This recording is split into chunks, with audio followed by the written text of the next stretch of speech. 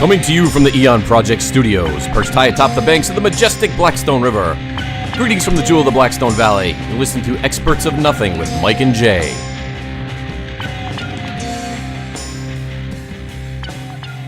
Hey, I just realized something. What? We're going to have to change that intro. Yeah. Because we're not really overlooking the banks of the Blackstone River anymore. No. Welcome, everyone. Welcome to another exciting edition of the TheEoNProject, a show designed to excite the nether regions of your mind and bring the humor and learning centers of your brain slowly to climax through vigorous stimulation. Oh, did you just think of that? Yeah, I just thought of that. You look awfully excited. You looked excited when you were saying that, actually. Well, it's an exciting thing to say. You know, this is an exciting show. It's an exciting show. It's an exciting time. Yeah. Here we are in the new studios. We're in our new studio, palatial. We used to be in a very dark, damp space. It was, yeah. But now it's very bright and it's airy. bright, it's airy. There's a little bit of reverb because of the construction in here. I'll probably have to put some soundproofing up. But I don't know, but we didn't used to be able to see anything. No. But now I can see. I see beautiful foliage. Yes. If an animal were to walk by, I would see one. It puts you in a different mindset, does it not? It's beautiful. It's relaxing. You know, one of the first nights that I stayed here, and You stay at the studio? I did, because there's a shower here. Oh. And I like to shower in the studio, right? Okay. So I got in the shower and I forgot to pack soap. And the only soap that was available was a hand soap. Okay. And it was a coconut pumpkin latte scented foaming hand soap. Okay. And You're afraid to use it? I'll tell you what, it was the best showering experience of my life. Yeah? I was clean. I was stimulated. I smelled like a coffee shop in October. in San Francisco. It was great. Well, you know what? We haven't had a show in a while. There's been a couple of weeks went by. That's right. And we haven't had a show. So we're going to have a great show today. We're going to be discussing some conspiracies perpetrated by the U.S. government on unsuspecting subjects. That's correct. We're going to talk about that later. You know, on this show, we like to go full circle with everything. And, that just ties into some of the things we've talked about before in terms of our distrust of the government. Yes. And there are reasons for it. And today you're going to see why. You know, before we get into that, I wanted to discuss something on the news that I saw. It was a news story about a person who was running amok around their neighborhood, wielding a machete. Yes. So I wanted to ask you, and it's not really about that story. I want to know, how come you only hear the term wielding in the news? Like you hear, is it an axe wielding person or someone wielding a machete? How come you never say that in normal conversation? Like no one ever says, "Hey, look, Mike is wielding a meatball sub." How come you don't ever hear that? Well, because I think the term wielding has a sinister and connotation. Is that why they use it? It sounds like I'm going to start using wielding evil all the time. What are you doing over there, wielding that pen? Oh, I'm wielding this tennis racket in this tennis match. You don't hear that too often. You know, we throughout the course of our experience here on the TheEoNProject, every week we develop and we what's the word I'm looking for? We attain more listeners. Every week all across the world. Yep. And recently, I had the opportunity to speak with a loyal listener by the name of Raul. Oh, yeah. Where's Raul from? Raul is from he's from the local area here. He's from an old French village called Albion. Oh, Albion. And Raul's an interesting character to say the least. But we were talking about. Remember a few weeks ago there was a obscure Vincent Price reference. Yes, we're talking about Vincent Price, yes, and he was on Scooby-Doo. Scooby-Doo. Yes. Well, Raul even had a more obscure Vincent Price reference, which I didn't remember until he mentioned it, and I started thinking about it. Really? He was in 2 episodes of The Brady Bunch. Vincent Price? Do you remember this? No, I don't. Do you remember that. when they made the trip to Hawaii? Yeah, and Greg stole a cursed idol. That's right. Yes. Well, the boys were in a cave, and they came across a seedy figure by the name of Dr. Hubert Whitehead. What was he doing in the cave? That was Vincent Price. Oh, yes, Mr. Whitehead. So that was interesting from Raul. He gets an TheEoNProject Gold fridge star. magnet for that. Yeah, you get a gold star too. Congratulations, Raul. Obscure reference of the week. Yes. Oh, so do you want to get into the topic? Yeah, we have a sponsor today too. Before we continue on, we'll talk more about that about halfway through the show. But we endeavor to find new sponsors and listeners to help us get this show out to the masses. Yep. And it's slowly working. It is. It's working its way out there. And so we're there's gonna be a commercial playing about halfway through for our new sponsor. All right. Yep. Okay. All right. Let's get into it. So we're going to be talking today about government conspiracies, and speaking of specifically Right. of the MK Ultra project, Right. which some of you have probably heard of. It's very famous. It is famous, or infamous, as some might Infamous. say. And we were talking about the distrust of the government and government conspiracies and things of that sort. It does happen, and Of course it doesn't. And actually, I think we'll probably get to this later, but Yeah. you and I actually had firsthand witnessed some of this. that's correct. Actually, I was going to lead with that. Oh, okay. Yeah, go ahead. That's a good place to lead. So the government and military, especially, people in the military become lab rats for different experiments that go on, because you really don't have a choice in the matter, right? No. You kind of sign away on the dotted line, and they do all different kinds of various things to you. And most notably, when you first go to recruit training or boot camp, you're like herded into these facilities, these cold medical facilities that have a weird vibe to them anyway. And you literally just in line, en masse. Yep. And they don't tell you about what's going to happen, or They don't tell you anything. They just lead you along, and they inject you with all these various substances. And you've noticed, everyone's been to the doctor. Everyone has had, in vaccinations and things. But they always tell you what it is. Like when you go to you go to your doctor's office, they don't just inject you with something and they don't tell you. Right. In the military, you just stand in a line and they just go. They have these pneumatic guns. Yeah, the little air guns. And they just inject you, step forward, and you don't know what it is. You have no idea what they're And supposedly injecting you they write things in your medical record book. Yeah. But you get more shots than what are in there. with. Yeah, supposedly. I who remember. knows? I remember a specific instance where they injected some weird fluid into the right butt cheek of everyone. Yeah. And then made you sit on the floor in a long line with your legs wrapped around the guy in front of you. Yep. And you had to roll back and forth to knead the material into your flesh. That was gamma globulin. Is that what that was? Yeah, I don't know what it's for, but that's what Sounds like it's called. something that turned Bruce Banner into the Incredible Hulk. That was gamma rays. Oh. The gamma rays did that. I never got into the Hulk, man. I always thought the Hulk was a stupid character. Yeah. He's just a big dude that breaks stuff. Especially in the new live action, it's really dumb. I don't know. I never watched the Hulk. I like the Avengers movies in general. I think the Avengers movies are good. The Captain America movies are good. But I never got into the Hulk. Oh, okay. Never thought he was a good. Well, let's get into MK Ultra. Why don't we do that? So It sounds like a video game.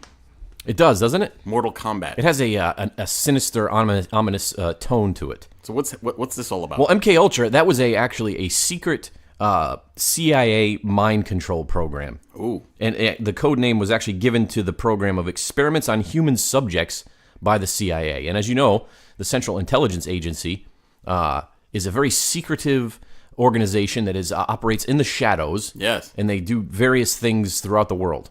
Well, the funny thing is that before you get into the MK Ultra specifically, but the CIA, and correct me if I'm wrong, is actually not supposed to do anything within the United States. All of their activities are supposed to be directed at outside entities.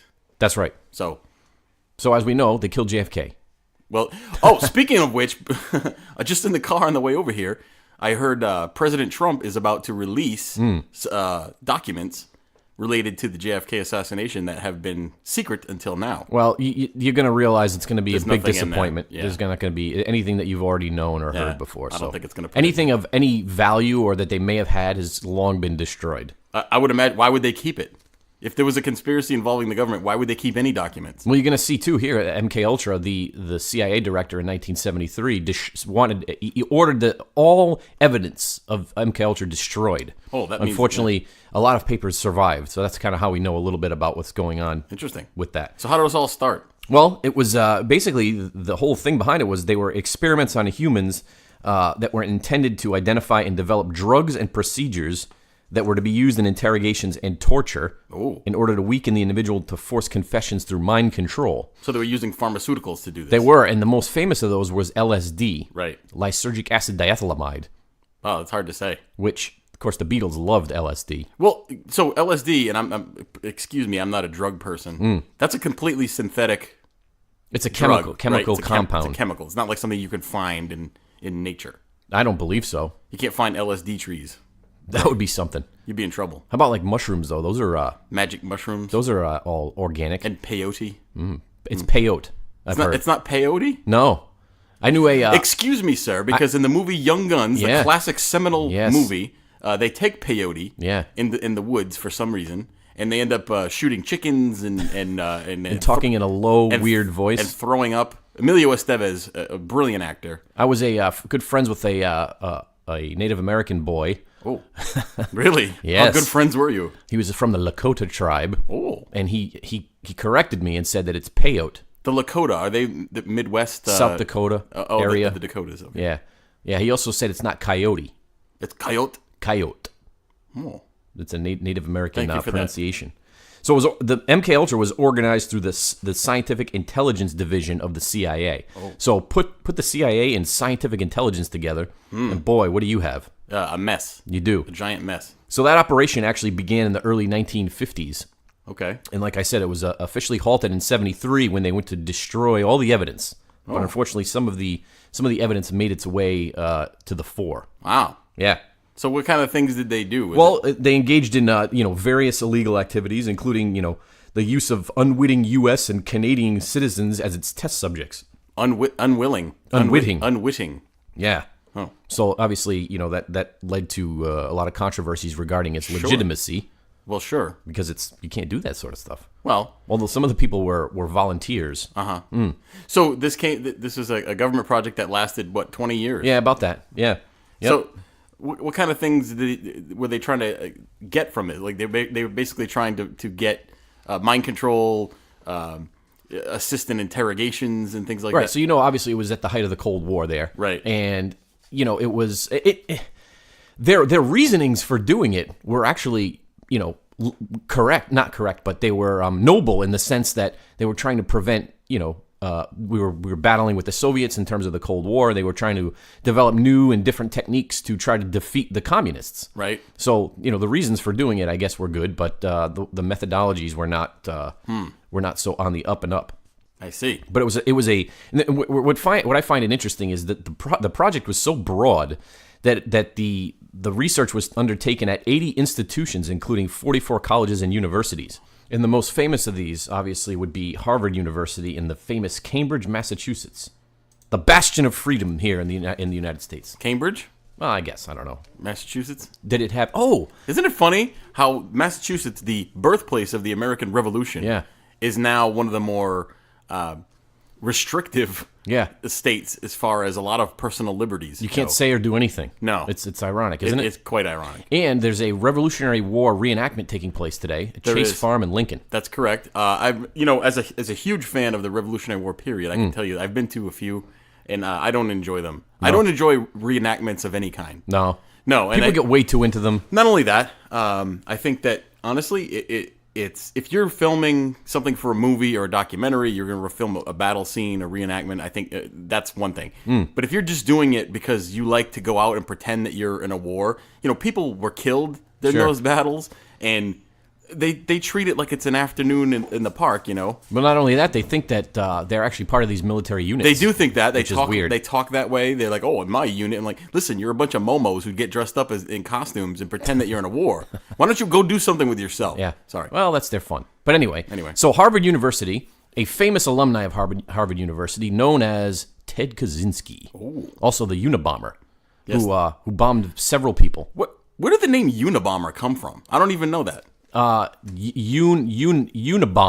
was the FBI code name for the case. So it's not a name. You know how like a lot of killers they give themselves a moniker. He didn't give himself that name. No. Okay. No. But actually, I just watched an interesting show about him. It was a Discovery Channel program. It was all about the Unabomber. It was interesting. There's another program that I want to just briefly mention that we're talking about TV is a show called Mindhunter on Netflix, which is a terrific show. It's all about the formulation of the behavioral sciences unit of the FBI. And they talk about this. It takes place in the late 70s, early 80s, when they started realizing what a serial killer was. They didn't have any determination. They didn't have, obviously serial killers have been around for for forever, but they just started to classify them. Yep. So the show is actually a brilliantly done, very entertaining show. You should check it out. I will. I'll take you up on that suggestion. But anyway, so Ted Kaczynski, the Unabomber, who's currently still in jail, and old really? And has a decrepit-looking beard. He's got wild hair. He was going to Harvard University, and he was always a unique individual to say the least. And he befriended a psychology professor at the time, and the professor and him, they would have intimate conversations over coffee, and they would talk all kinds of different things. Did they have any type of food items with the coffee? Possibly. Like some sort of crumpet? A crumpet or a pastry of some kind. You can't have crumpets with coffee. Or lemon, what are they called? Lemon squares? Those are so good. Lemon bars. I love the lemon bar. The lemon bar is delightful. With the simulated lemon in the center. Yes, it's like some sort of gelatinous I love it. filling. So anyway, so Ted Kaczynski, and he was part of this whole MK Ultra program starting at Harvard University. He was tortured and all kinds of things. Oh, he was? I don't know. You don't know that. I don't know if he was tortured. Well, I wonder. It's an interesting question to see because he was a brilliant person. Yep. When he went there, obviously he's at Harvard. He's not an idiot. Right. And he was a brilliant mathematical genius. He was. I wonder if the MK Ultra program, messed the brain up and made him into a bomber. Well, I think he was a little messed up before that, and I think this maybe just set him over the edge. Well, another famous alumni of the MK Ultra program, from the different spectrum of the world, would be one Whitey Bulger. Oh, the famous gangster. The famous notorious gangster from South Boston who is credited, well, they think he's killed upwards of 30 people, but it's probably more than that. And really? Had a hand in many, many more. Actually, he was on the most wanted list for many years. Recently captured. But so while he was in federal prison for bank robbery in the late 1950s and early 1960s, he actually volunteered to take part in the covert MK Ultra program in exchange for time off his sentence. So Whitey actually kept a notebook. It's like diary of his activities while he was in prison, and they gained some insight as to the MK Ultra program from his notebook. So he actually wrote in his notebook that he had a morbid fear of LSD, and if he felt that if he had any more of it, it would push him over the edge. He mentioned hearing voices, and he seemed his calendar in his cell would move on its own.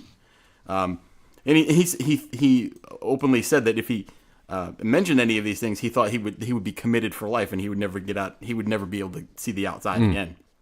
He wrote that he felt like his head would change shape, and that the only antidote was to look in the mirror to make sure that his head was still the same shape. Yeah. So, and this is obviously because of LSD. And he compared the doctor running the LSD program in federal prison to a modern-day Dr. Mengele. You know who Dr. Mengele was? Oh, Joseph Mengele from the Nazis. Yes, he was not a nice man. No. And Whitey said he had nightly nightmares, which is hard to say. Oh. And that the LSD use caused him years of stomach problems and allergies. He felt like he had mental problems. He was afraid to have kids after the LSD program because he thought the kids would come out messed up. Probably. I don't think Whitey had any kids. I don't think he ever. No, but I find it interesting that LSD can mess somebody up real bad, or it could be used for good. It could. Look what the Beatles did on LSD. What did they do? They made music. All kinds of crazy good music. Yeah. Well, one of the things just to get off Whitey Bulger. Yeah. So one of the things I found interesting was while he was undergoing the LSD treatments, he said he had to wear long sleeve shirts to bed because bare arms made him nervous.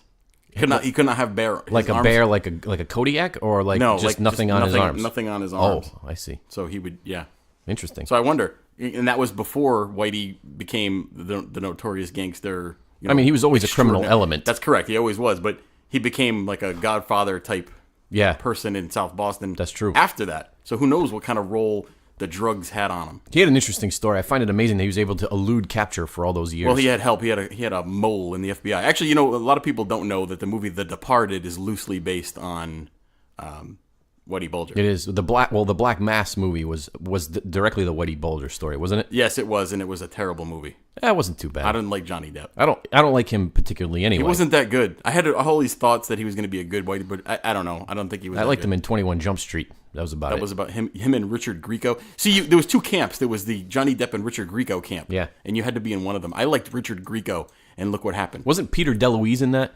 Wasn't that Peter DeLuise that was in that movie? I mean, in that show? I don't know. Who's Peter DeLuise? Dom DeLuise's son. Oh, Dom DeLuise. Remember from Cannonball Run fame? How come Dom DeLuise and Chef Paul Prudhomme are never in the same place at the same time? Or Chef Boyardee. I think he's dead. Is he? I think all three of those people are dead. Oh, okay. So how do we get up to MK Ultra? So they were precursor experiments or precursor projects that led up to that. And one of them, which we've talked about before famously, was Operation Paperclip. Yes, we did. So that was 1945. The Joint Intelligence Objectives Agency established Operation Paperclip, which recruited Nazi scientists to come here after the war, which, Some of those were criminals, and they were tried during the Nuremberg trials, and we bailed them out and brought them over here. Because they were good scientific minds. That's right. So several U.S. government projects grew out of that Operation Paperclip, and some of these notably, and I'll just read a couple of them to you, they have interesting names. Project Chatter. Okay. Ooh, Chatter. What is Chatter? Is it Chatter? Yeah. Oh. Project Bluebird. Bluebird! Sorry. Bluebird in Oh, the look, sky. a pretty little bluebird. Oh, hello. And Project Artichoke. I don't like artichokes. It's a dangerous-looking vegetable. Have you ever had an artichoke? I've had artichoke hearts. I don't like them. I heard that you couldn't eat can you choke to death on an artichoke? Like if you eat the heart part? No, that's what you eat. You eat The fibrous material in the middle center? part. Yeah, it's usually cooked. Oh, I always thought you couldn't eat that. No, but it looks like a dangerous medieval torture weapon. You could put it at the end of a chain. Got like pointy and edges. Swing it. It actually does have pointy edges, much like a pineapple. So the project of these initial, or the purpose of these initial programs was just like the beginning stages of behavior modification and other related topics of sorts. Mm-hmm. Yeah. Well.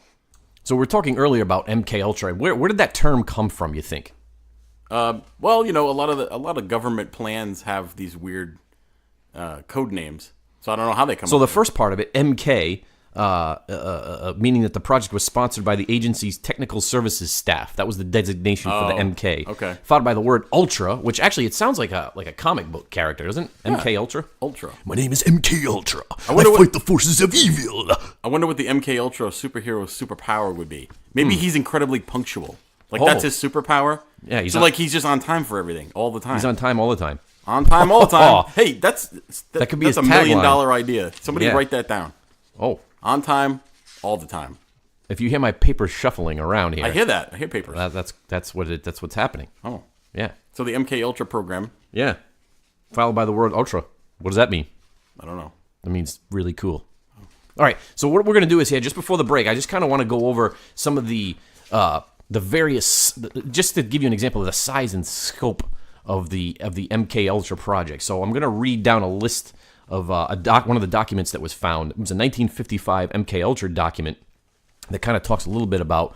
They're numbered. They're numbered from, let's see here, 1 through 17. I'm not going to read all of them. I'm not going to read them all because good. that would be boring. Yeah. But I'll just give you an example of a few different things. Number one, the MK Ultra effort was to develop substances which will promote illogical thinking and impulsive to the point where the recipient would be discredited in public.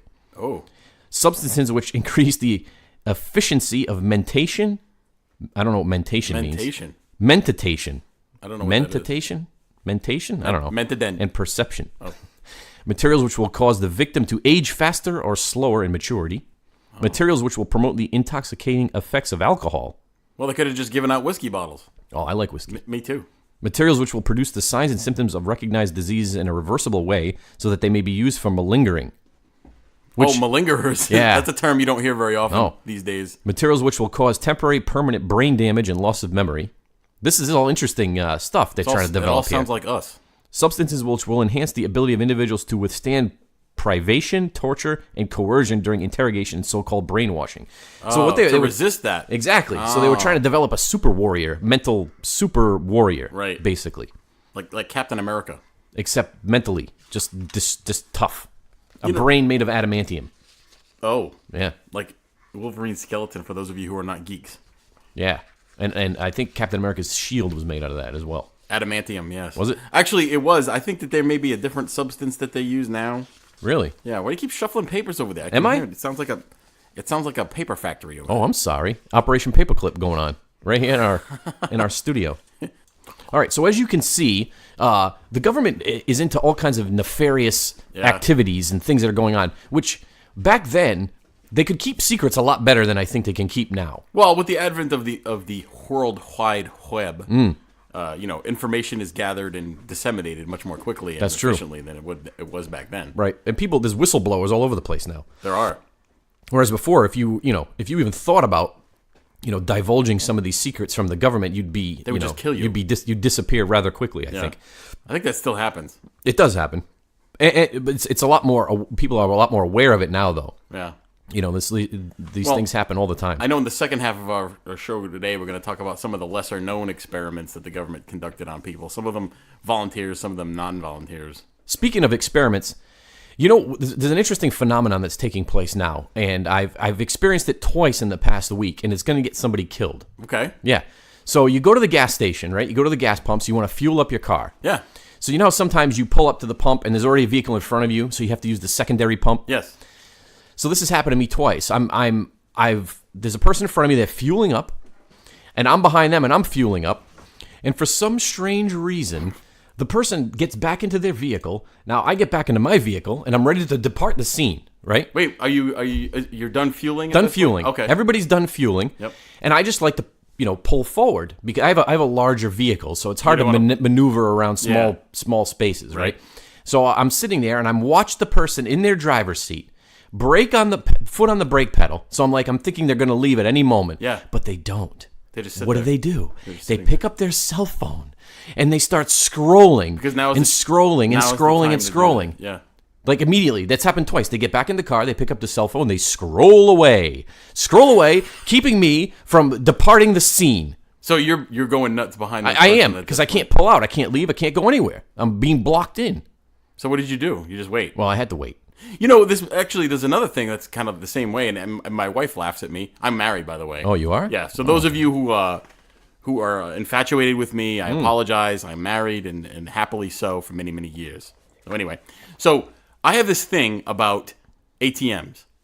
Because nowadays, it used to be ATMs were much more prevalent. Most people don't use them anymore. However, I have a thing about ATMs when I always end up behind somebody who is taking entirely too long at the ATM. What are you doing that doesn't take more than 30? That shouldn't take more than 30 seconds. If you can't go to the ATM in less than 30 seconds, there's something wrong with you. You shouldn't be at the ATM. I agree with you. And actually, my wife counts down the time. And I always finish under 30 seconds, around 30 seconds.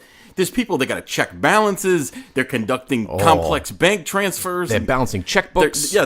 They're looking at things, and then they're scrolling Facebook. They're confused by the buttons. Yeah. How many times does your hand have to reach out and manipulate the buttons? It should be just a couple of times. 4 times at the most. No, and then it just keeps going back and forth, and you're sitting there going crazy because this person is just taking entirely too long at the ATM. Speaking of that, I find that it's old people. And why do old people insist upon paying with checks? Continuing to write a check. Paying with pennies. And they never preload the check either, right? No, they don't. They go up there, CVS, the lady at the CVS, she loads a shopping cart. Who shops at CVS? A shopping cart full of materials. Who has a checkbook? And she's like, what is the total again? And she's trying to write it out, and it's taking forever, and she can't find her ID card, and oh my God. Well, the funny thing is if you have a checking account, you have a debit card. So why don't you just use the debit card? They don't. I found that old people don't trust electronics in any way. No, they'd rather trust a piece of paper that you write on. So the electronics they think are going to malfunction and they're going to lose the card. I don't know. Anyway, they can't figure it out. We're digressing into digressionism. So we're going to. So we have a new sponsor here on the program. Do you want to talk? Do you want to say what the sponsor is? No, I think we should just play it. All right, so it's a local business. We're very happy to have them, by the way. We're very happy to have them. We appreciate their listenership. They're new to the area. Actually, they're a new business in the area, I should say. Yep. And they have a commercial that's been produced, and we're going to play it for you now. So we'll be back in just a second.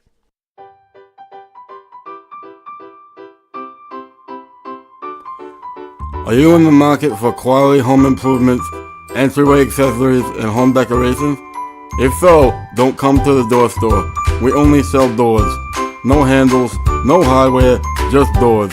And none of those fancy smancy metal or exotic wood doors either. Just plain pine doors. If you want a pine door with no paint on it, come to the door store at 235 Social Street in the great city of Woonsocket, Rhode Island. We don't have a phone or a website, so you need to come in person. This week only, all doors are 5% off. Tell them Frank sent you for an additional 1% discount. Come to the door store, see our pine doors. Frank is the doorman with his brothers Joe and Stan. Come to the door store, see our pine doors. You will enjoy our wood. It is hard and it is good. Come to the door store, see our pine doors. Come to the door store, come see our doors. Come to the door store, come and see our store. Welcome back from the break. That was Frank from the Door Store in glorious Woonsocket. We're happy to have them. We're glad Frank could take the time out of his day to do that for us. I'm gonna go down there and look at the pine doors. Hopefully we can get some business for Frank in the Door Store. Yeah. Anyway, so we're talking about government experimentations on people. Yep. And nefarious. So we talked a little bit about the MK Ultra program, which is a very well known in some circles, and it just goes to show that the government is involved in a lot of things that we don't think the United States government would do. We think that other governments would do that, but not ours. Right. Well, we're wrong. And you know what? That's just the program that we've heard about. There's probably others that we don't even know about. Yes. For instance, have you ever heard of the Tuskegee syphilis experiment? No, but I've heard of the Tuskegee Airmen. Well, it's about the same thing. Oh. So in 1932, the Public Health Service, working with the Tuskegee Institute, began to study the natural history of syphilis, the wonderful disease. Yeah, that killed Al Capone. Yeah, it did. In the hopes of justifying treatment programs for black people. It was called the Tuskegee Study of Untreated Syphilis in the Negro Male. Oh. That was the name of it. This does not sound good. No. So the initial study involved 600 black men, 399 of them with syphilis, 201 of them did not have it. The study was conducted without the benefit of the patients being informed about what they were doing. Oh. So researchers told the men they were being treated for bad blood, which was a local term used to describe several ailments, including syphilis, anemia, fatigue, and so on and so forth. In truth, they did not get the proper treatment needed to cure their illnesses. In exchange for taking part in the study, the men received free medical exams, free meals, and burial insurance. So think about that, right? For a poor person down south at that time, that's free meals. Big time. Yeah, for sure. So the original project was supposed to last 6 months, but the study went on for 40 years. Oh, my God. Right. So the men were never given adequate treatment for their diseases. Even when penicillin became the drug of choice for syphilis in 1947, and it cured syphilis, researchers did not offer it to the subjects. So there's an advisory panel designed to to look at the efficacy of the program. Sure. They found that there was nothing to show the subjects were ever given the choice of quitting the study. So they were basically stuck into this program. So what is it that they were having them do? Well, it was just they were giving them free medical exams and whatnot, and they were studying the long-term effects of syphilis on people. I see. So even though they had the means to treat them, they weren't doing it. So the study ended in 1972. It was determined by a committee that it might not be beneficial. Why syphilis though? They were just interested in that disease, and its effects on the brain and stuff. Yeah, what it would do to somebody for long periods of time. So in the summer of 1973, which was about a year after the study ended, there was a class action lawsuit filed on behalf of the study participants and their families. And in 1974, a $10 million out-of-court settlement was reached. As part of the settlement, the government promised to give lifetime medical benefits and burial services to all living participants. Oh. So how disgusting is that? That the government has an illness that they know will kill you. They have the means to end that and save your life, and they don't give it to you. Yeah. That's about as bad as it could be. Well, yeah. I mean, and they didn't, and what makes it even worse is the racial undertone there. You know? Sure, because they figured that, this is a segment of the population that probably doesn't have a lot of ability to question what's going on. People advocating for them at the time. No advocates, no legal recourse or anything like that. So, yeah, sure. You know what's ironic about that? It ended the same time MK Ultra ended, 1973. Interesting. That must be when people with consciences started to become the members 70s of the government. Yeah. Interesting. So that was just one of the other ones. So there's a lot of these experimentations that have taken place over the years. Some of them are actually quite disgusting and gross, and I won't get into all of them, but some of them are interesting. For instance, in 1874, which is, you're going back a long time. Sure. Mary Rafferty, who was an Irish servant woman, came to a Dr. Robert Bartholomew of the Good Samaritan Hospital in Cincinnati for treatment of her cancer. Seeing a research opportunity, he cut open her head and inserted needle electrodes into her exposed brain matter. Didn't we go to school with a Robert Bartholomew? Maybe. Yeah, I don't think it's the same guy. Oh. So here's how the experiment went. When the needle entered the brain substance, she complained of acute pain in the neck. Oh, obviously. Sure. In order to develop more decided reactions, the strength of the current was increased. Her countenance exhibited great distress and she began to cry. Very soon, her left hand was extended as in the act of holding an object in front of her. Her arm was presently agitated with colonic spasms. Oh. Her eyes became fixed, pupils widely dilated, lips blue, and she frothed at the mouth. I had a colonic spasm after I had Taco Bell last week. It was bad. Bad. Then she went into a coma. She returned to consciousness 20 minutes later and complained of some weakness and vertigo. So this is a doctor who instead of treating somebody for cancer, stuck needles in her exposed brain. Yeah. This makes me not want to go to the doctor anymore. Yeah, for years and years I avoided the doctor. I had some bad experiences earlier in life. The military thing kind of turned me off to them. Yeah. But then recently I had to go. Well, you kind of have to. I had to get checked out, make sure I wasn't going to croak. Especially if you get older. So, you know what, though? I've reached that threshold in my life, right? So you're past 40. Yep. And you're always nervous when you go to the doctor now because you think he's going to do something. He's going to, because you hear He's about... going to use his digits to examine you. That's right. Yeah. I've heard some horror stories about that. Yeah. And so I went recently, and I was hoping to God he didn't bend me over the exam table. Well, and he didn't, fortunately. Maybe you're just not his type. Maybe. But I'm fortunate that didn't happen. Here's another one. From 1913 to 1951, that's a long time. That's 40 years. Dr. Leo Stanley, the chief surgeon at the San Quentin prison, performed a wide variety of experiments on hundreds of prisoners at the facility. Yeah. Many of the experiments involved testicular implants, where Stanley would take the testicles out of executed prisoners and surgically implant them into living prisoners. What the heck would that be for? Wait a second. He takes out the testicles of a dead people and puts it in live people. Would he reattach them or just stick them in the... I don't know. I didn't get to the details of the testicular manipulations, but something probably like that. You know what they do, though? Just quickly aside. Yeah. They have these things for dogs. They're called nudicles. And when you have your male dog fixed, when they remove the testes, Yep. they insert these silicone-based nudicles into the sack To make it look more normal? And so the dog doesn't care. The dog mentally still has something he can hold on to. Dog's mental capacities is probably not where you think it is. Sounds good. So anyway, in other experiments, he attempted to implant the testicles of rams, goats, and boars into living prisoners. For some reason, he's obsessed with the testicle. Gotta have testicle maneuverings.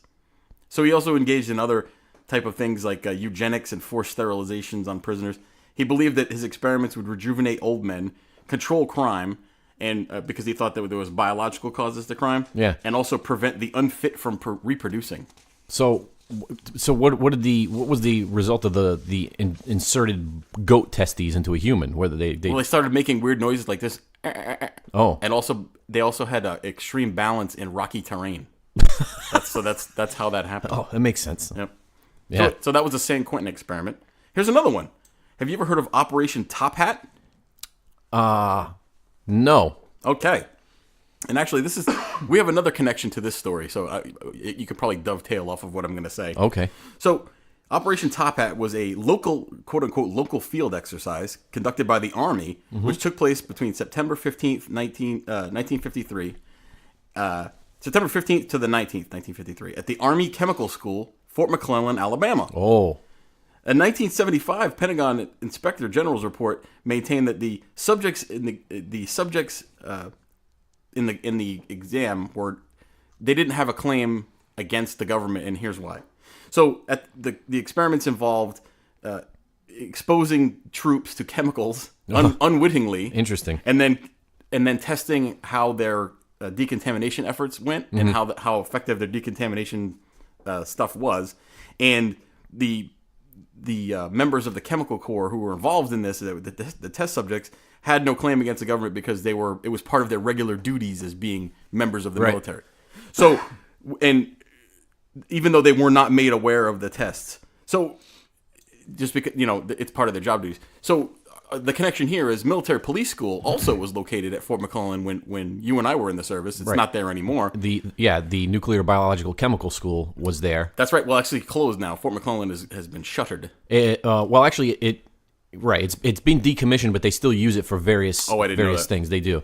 Well, I just remember being there and running in the morning for physical training and running through clouds of chemicals, right? And we didn't know what it was. Well, we make a joke about it, but there's actually there's a House resolution bill being brought forward. It's been in the works for some time, called the Fort McClellan Registry Act, because Fort McClellan, Alabama, Anniston, Alabama, where it is actually, and the surrounding areas are some of the most polluted places in the world, the most polluted military bases in the world. So if you were in the military and you served on it at that base during certain time periods from I think the 1930s to till the 2000. Yeah, early 2000, I think, something like that. Yeah. If you were there for any even prolonged period of time, then you fall within this Registry Act, and any disease that you may have is a presumptive disease contributed or caused by your exposure to various unknown chemicals while you were stationed at the base. Well, I hope that goes through because there's a lot of guys that were there for extended periods of time. I went there at least twice for different training opportunities and things. But I mean, everything was polluted. The groundwater, the soil, everything there. So you think about when you go out in the field there, and you're rolling around in the dirt and drinking the water and drinking out of a stream and everything else. So yeah, it's not good. Not good at all. Here's another one: Operation Whitecoat. This was actually a pretty interesting one.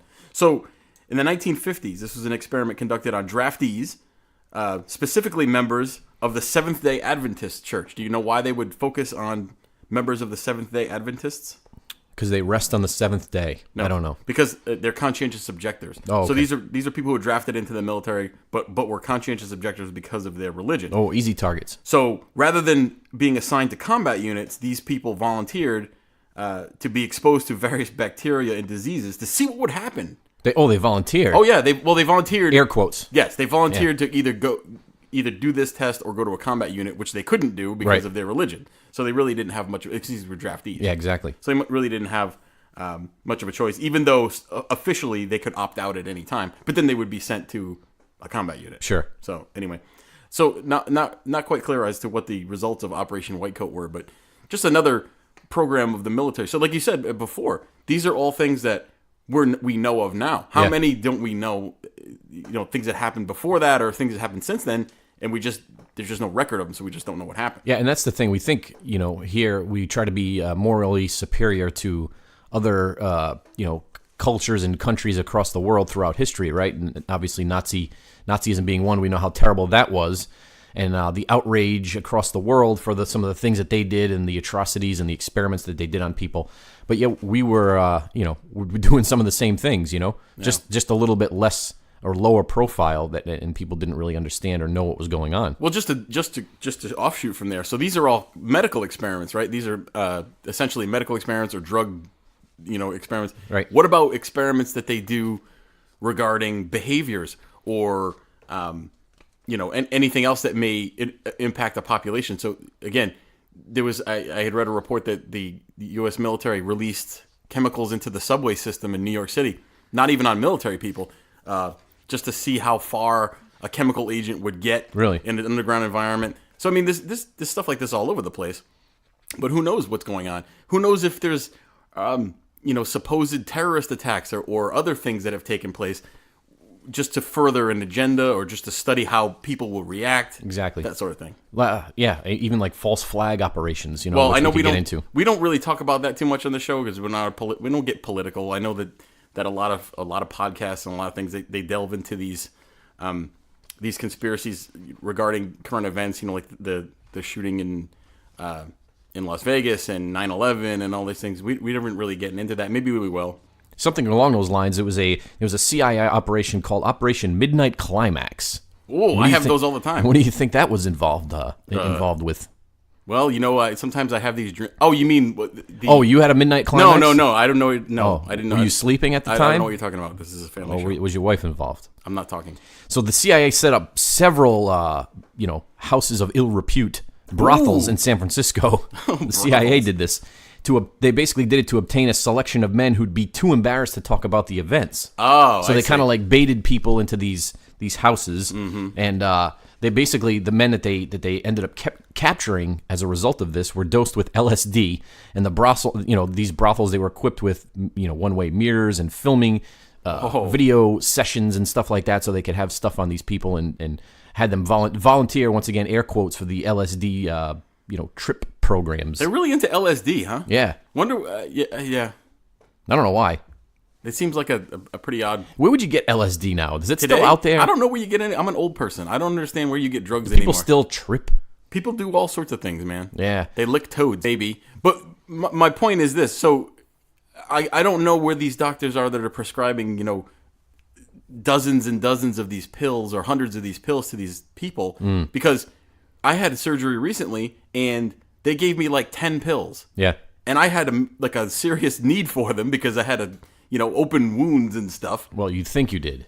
Yeah, but they gave me 10 pills and no refills. So how are you supposed to get addicted? You don't even have a chance. I don't know, man. You tell me. I've never been prescribed any of that for any reason. Well, there's a legitimate reason for it. Obviously, if people need it, if you got some sort of medical issue or whatever, that's what they were developed for. Obviously, people do abuse it, but I just, like I said, I don't know where they get all access to all of these pills. Well, they're pretty resourceful, and it's there's a whole whole subculture of, as we all know, illicit drug activity and exchanges and purchasings and things of that sort, which I find amazing because you look at, I was watching Narcos, that's a terrific TV show. series. Yes. It's amazing to me how an illegal operation such as that in a third world country can be so efficient. Like the most efficient, legitimate business you can think of. They do it, except it's illegal. You know what I mean? No, it is, and one of the things that show actually exposes is that the actual drug itself is very cheap. It's the markup that makes it right, because there's several layers it has to go through. Yeah, but when you're like in the jungles of Peru, you could make cocaine for nothing, basically. What do you think those people that are in the jungle in these jungle huts that are making this stuff? What do you think they're earning? They earn 2 tadpoles a day to eat, and then some table scraps. Do you think they get to sample any of the product, or I'm how sure does that that they work? probably do. Really? If I had to guess, I don't know. I don't know what the Peru people do. Now, do they actually? Don't we have listeners? Peru? We do. Peru? Yeah. No. We had or was it Chile? Chile. Oh, we had a listener in Chile. We had one listen in Chile, and I think they got through the introduction, and that was it. Somebody stumbled upon our show in Chile. Santiago, Chile. Now, I wonder if these Did you build the Estadio de Olímpico? I wonder if these houses, these little establishments where they make the drugs, the cocaine, I always picture them like with a bunch of ladies in there all naked, because they make them not wearing clothes. Yeah, so they don't. That's in movies like New Jack City. Yeah, topless ladies making cocaine. Anyway, I think we've strayed off the topic, but before we close the show, I wanted to discuss some place that I went last night. Oh, where did you go? Can we do that? So it's we're recording this show in late October. Yep. Myself and some friends of mine, I won't mention any names, went to a haunted attraction. Wait a second. Yeah. I thought I was your only friend. No, and I wasn't there. What happened? I have other friends, believe it or not. Some friends. We went to a place called Witch's Woods. Oh, I've heard of it. Which is in, I'm not sure if it's in the Neshoba Valley ski area. The commercial, the guy goes, Witch's Woods. Let me tell you. So I am a fan of haunted attractions, and I've run them in the past, and I know people in the business and everything. This one was okay. It was pretty good. Very pricey. Very pricey. To get in there, and then not a whole lot of scares. I mean, I feel bad because they put a lot of effort into it, and there's a lot of actors, and I really appreciate actors. They go through a lot. Sure. It's hard work. It seems like it wouldn't be, but being a haunt actor is not the easiest thing in the world. Not the best show. I don't think I'd go back there. No, it was okay. There's actually some local ones that are all you have to do is give a couple cans of soup and you can get in, and they're really good. Yeah, there was one and it's probably going to come around next year called Haunt for Hunger. Oh, run by a man by the name of Mike. Yep. And actually Jason was one of the lead actors. Actually, my illustrious co-host here had a recurring role in the haunted house that I ran, and his name was Bunny. Yep, Stan Bunny Fredericks was my name. Bunny Fredericks. And I used to hilarious character. I used to hang out by the fire pit in the rear with a shovel and a bottle of whiskey. And I wouldn't officially accost young ladies as they went by, but I would scare them into thinking that I was going to grope them. Well, coming from you, that's a pretty serious. And I would hand out Skittles to anybody that was dare enough. Did you have them in your pocket and you say, "Hey, you got to fish it out"? I did. You reach down in my pocket and fish out the Skittles. But no, that's a good event. All for charity. Yeah, we're gonna run that again next year. I think. Again. So yeah, that was cool. Anyway, so not the best place, Witch's Woods, but go check it out if you like that sort of thing. There's a few haunted houses around. In this area, and I know that they're huge everywhere. So if you're listening to this program, there's probably a haunted attraction within 10-15 minutes of where you live. Yeah, and the ultimate, if you're in the Northeast, if you've never been to Salem, especially Salem, Massachusetts, obviously around this time of the year, it's a very historically an interesting place, but also a people watching, very spooky place to say the least. Yeah, Salem, Massachusetts, obviously the home of the witch trials that took place in the late 1600s, and. Yeah, like you said, there's a lot of historical places to visit. There's tours. Some of the stuff is really cheesy. But it's a great, wonderful energy there. Go during the month of October. They have all sorts of events. Yeah. You walk around. You look at some strange folks walking around. Everybody's having a good time. Did I ever tell you the time where I almost burnt down a 18th century? So it was like it was actually 1700s? Yeah, it was built in the mid 1700s. It was an establishment, an old farmhouse that my lovely wife and I were staying in one time when we were up in Salem, Massachusetts. Oh. And historically, it was great. I found it awesome because, I like history. Yes. And I'm like, wow, this place was built before, the Revolution, before George Washington was even president. It's been around forever. Mm-hmm. So we had a nice little suite up on the top level, right? It's like a bed and breakfast now, I guess, is whatever it was. So the guy that brought us to our room, he was showing us the fireplace. He's like, oh, here's the fireplace. There's a little bit of wood over there. This is how you're going to light it and all this stuff. Okay. So after a night out on the town, after a few adult beverages, several bottles of wine, we got back to the room, and I was in an especially romantic mood. And I turned the lights down low. I get down to my, my velvet smoking jacket. your skivvy drawers. And a pair of drawers. And, was trying to romanticize There's too much detail in the this wife. story. So You're trying to romanticize. So I thought the wise thing to do would be to light a fire. Okay. Right? In this old stone fireplace. For the ambiance. Correct. Yeah. So I went ahead and lit the fire, and the fire was going, and the night went splendidly. Okay. Right? So we go to bed. Oh. We sleep. Go to sleep. Can you cue the music? There was a storm a-brewing. And the storm went over the house, and there was a... Oh, you mean like a literal storm? Yeah, like a Not storm. like what was happening in the bed. No. Oh, a real storm. That was a whirlwind. Oh. So the storm that was blowing wind, vast and furious, fast winds. It was a gale. And I forgot to shut the flue. Actually, I don't even think there was a flue on the fireplace. What is a flue? That's the opening thingy, right? Yeah, you open and close it in the chimney. Okay. So what happened was the wind blew down the chimney, and it reignited the fire. And embers went everywhere. Oh, no! And then smoke started billowing throughout the room and throughout the entire facility. The alarms, Really? the smoke alarms went off at 3 a.m. The fire department came. Wow. They couldn't reset the alarms. I'm sure they were very happy with you. Oh, no. And then after the long night, we got down to the free breakfast, and people were staring at me. How'd they know it was your room? They didn't, but I just felt like they did. You just felt like they knew. I'm like... Oh, you had a guilty look on your face. Well, maybe it's because one of the firemen left his Halligan tool in my room, and I had to grab it and run it back down to the fire truck before they left. And you mean the hooligan tool? The Halligan. I know, I was joking. Yeah, so that was interesting. I almost burnt down a historic structure. Well, that's good. That's a good story, man. Yeah. Next, so the moral of the story is close the flue before you go to bed and start romanticizing your wife. Yeah, or don't light a fire after you've been drinking.